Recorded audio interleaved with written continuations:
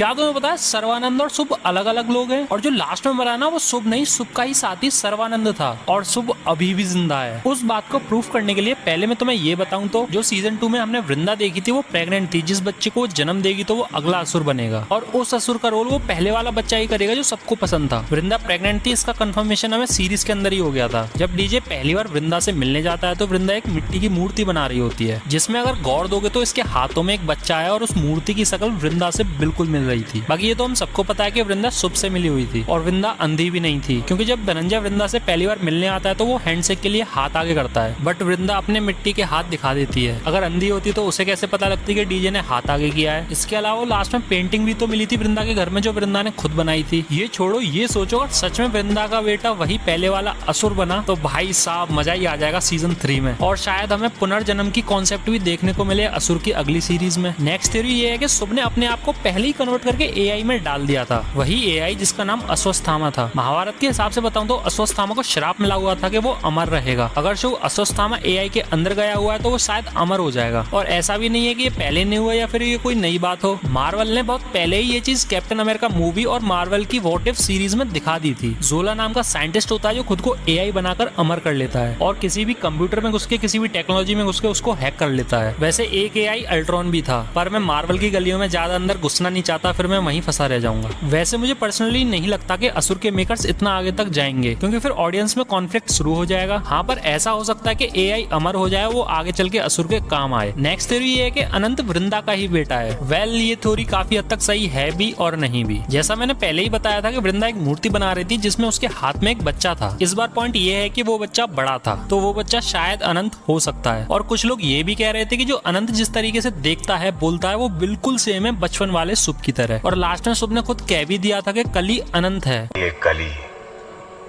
अनंत है।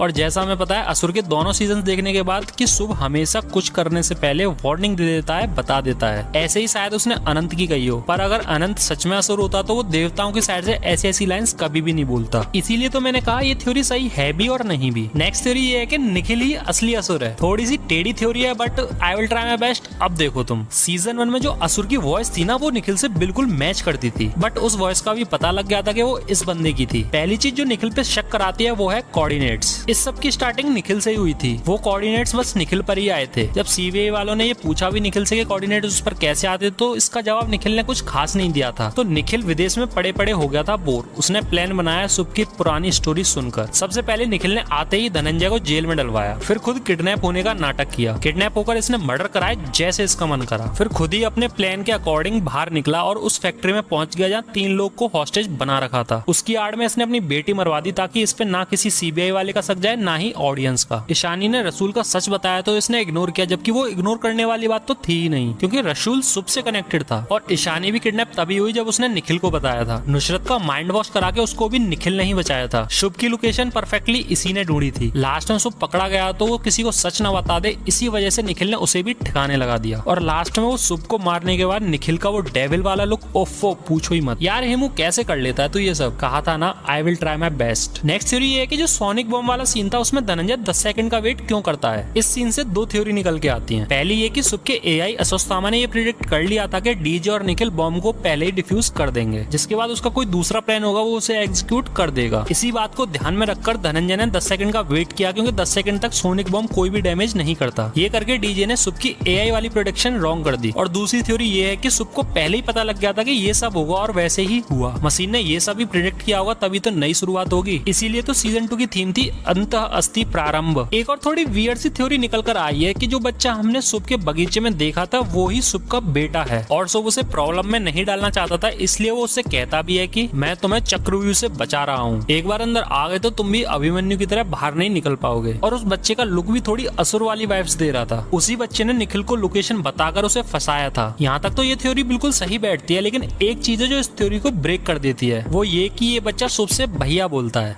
एक बात पूछूं भैया? नेक्स्ट थ्योरी ये है कि असुर सीरीज का मास्टरमाइंड है धनंजय, ये ही असली असुर है। वेल मैंने ऑलरेडी इसका प्रूफ अपनी एक वीडियो में दे दिया है, पर मेन बात सुन लो कि डीजे असुर कैसे है। डीजे मिला सुब से पहली बार घाट पर, वहाँ इसने सुब के अंदर एक ऐसी चीज देखी जिस चीज से ये ऐसी दुनिया बना सके जहाँ पर कोई गवर्नमेंट ना हो, ना कोई रूल एंड रेगुलेशन हो। फिर जेल में आग लगाकर उसे जेल से बाहर निकलवाया, दुनिया के आगे सुब को ये असुर बनवा दिया, अपनी बीवी को मारकर ये भरोसा करवा दिया दुनिया को ये असुर हो ही नहीं सकता। अपनी बीवी इसी ने मरवाई है, ये मैं इसलिए कह रहा हूँ कि जिस बंदे ने इसकी बीवी मारी थी वो बंदा भी मरा हुआ मिला था और उसके पास असुर वाला मास्क था। अब जहाँ तक हमें पता है कि सुब अपने ही बंदे को मार के उसको मास्क नहीं पहना था कभी, ये याद रखना। फिर इसने निखिल के जरिए खुद को जेल में डलवाया ताकि बाद में इसको कोई भी डबल वेरीफाई ना करे। जैसे रसूल को ईशानी कर रही थी, निखिल को किडनैप करा के उससे आधे मर्डर करा लिए। नैना को शुरू से ही अपनी साइड रखा टेक्निकल काम कराने के लिए, क्योंकि रसूल मरने वाला था ये उसे पहले से ही पता था। नुसरत का माइंड वॉश कराया और नुसरत हमेशा से डीजे से इन्फ्लुएंस भी रही है। केसर का काम खत्म होते ही फ्री करके उसे मार दिया ताकि केसर किसी के आगे अपना मुंह ना खोल दे। अनंत जैसे सीधे और ब्रिलियंट बच्चे को भी इसने यूज किया अपने कामों में। बाकी जब डीजे वृंदा से मिलता है तो उसे हैंडशेक के लिए हाथ आगे बढ़ाता है, लेकिन वृंदा उसे मिट्टी वाले हाथ दिखाती है कि वो हाथ नहीं मिला सकती। इतना ब्रिलियंट फोरेंसिक एक्सपर्ट होने के बाद ये चीज उसने कैसे इग्नोर कर दी। लास्ट में सबको खुद ना मारकर निखिल के हाथों से मरवाया ताकि कल ही अपने मकसद में कामयाब हो और निखिल अपना क्राइम कमिट कर ले। नेक्स्ट थ्योरी थोड़ी सी मैथोलॉजिकल है। तो हिंदू मैथोलॉजी में असुरों का जो किंग था उसका नाम था महाबली, जिसकी वाइफ का नाम था वृंदावली, जो कि थोड़ा सा सिमिलर है वृंदा नाम से। लेकिन भाई साहब एक और असुर है, मोस्ट पावरफुल असुर जलंधर, जिसकी वाइफ का नाम तो वृंदा ही है। तो ये तो बिल्कुल ही कंफर्म हो गया कि वृंदा ही सुब की वाइफ है और उसका एक बच्चा भी होगा। अगली थ्योरी कनेक्टेड है सीजन 3 से, तो गौर से सुनना। तो सीजन 2 की लास्ट में सबको लगा था कि सुब को हराकर सीबीआई वाले जीत गए। मतलब सुब ने प्रेडिक्ट किया था कि बॉम्ब डिफ्यूज हो जाएगा, पर 10 सेकंड का गैप देके डीजे ने एआई की प्रेडिक्शन फेल कर दी। पर देखो निखिल को सुब की लोकेशन बताने वाला था ये बच्चा, ये बात सुब को भी पता थी, लेकिन फिर भी उसने उस बच्चे को नहीं मारा क्योंकि वो खुद चाहता था कि ये बच्चा निखिल को लोकेशन बताए और निखिल उस ट्रैप में फंस जाए। उसे पता था कि धनंजय उसे पकड़ लेगा, तो वो वहीं पहुंचा डीजे के पास। लेकिन एक बात बड़ी इंटरेस्टिंग थी इसमें, शुभ हमेशा अपना शॉल पहनकर रहता था, जिसका ये रेफरेंस है कि वो हमेशा असुर की शक्तियां पहनकर रहता था। पर जब लास्ट में वो उस मंदिर में गया तो उसने अपना शॉल उतार दिया, मतलब उसने मंदिर की वजह से अपनी असुर की शक्तियां उतार दी। फाइनली निखिल के हाथों मरकर शुभ ने ये साबित कर दिया कि सबके अंदर असुर है, क्योंकि बस निखिल ही था जो ना क्राइम करता था और ना ही क्राइम होने देता था। तो it was just a bloody setup. अगली थ्योरी ये है कि शुभ और सर्वानंद अलग अलग लोग हैं। ये थ्योरी थोड़ी सी हजम नहीं होगी, पर एक ट्राई मारते हैं। शुभ को अब तक डीजे और निखिल ने ही देखा था, वो भी बचपन में, जिसके बाद वो डायरेक्ट एंड में ही दिखा उन सबको और हमें भी। शुभ का एक टूटा फूटा फोटो था सीबीआई के पास, जिसे उन्होंने एज प्रोग्रेशन में डाला हुआ था, तो उनके पास एक मॉडल ही आया था, ना कि असली फोटो। और सीजन 1 में नैना ने कहा भी था कि एज प्रोग्रेशन के एल्गोरिथम में कुछ गड़बड़ है, और निखिल को शुभ की लोकेशन देने वाला भी वो बच्चा ही था, जिसको शायद खुद शुभ ने ही अरेंज किया हो। शुभ जिस मठ में गया था जिसमें उसको सर्वानंद नाम मिला था, उसने उस मठ के सारे लोगों को मार दिया था, तो कोई बचा ही नहीं शुभ और सर्वानंद में डिफरेंस करने वाला। बची तो बस वो वृंदा, जो खुद अंधी है या फिर अंधे होने का नाटक कर रही है, पर इस बात का कुछ फर्क ही नहीं पड़ता क्योंकि वृंदा खुद शुभ से मिली हुई है। अब बचे 2 लोग, एक वो प्रोफेसर और एक शुभ के दादाजी, जो शायद इस थ्योरी को ब्रेक करते हैं। पर क्या पता शुभ ने अपने जैसा एक बंदा ढूंढा हो जो कि उसी की एज प्रोग्रेशन से मैच करता हो, और उसका दादा तो वैसे भी थोड़ा बूढ़ा हो चुका था, तो क्या पता बुढ़ापे में ना पहचान पाया हो, और जो प्रोफेसर था वो तो वैसे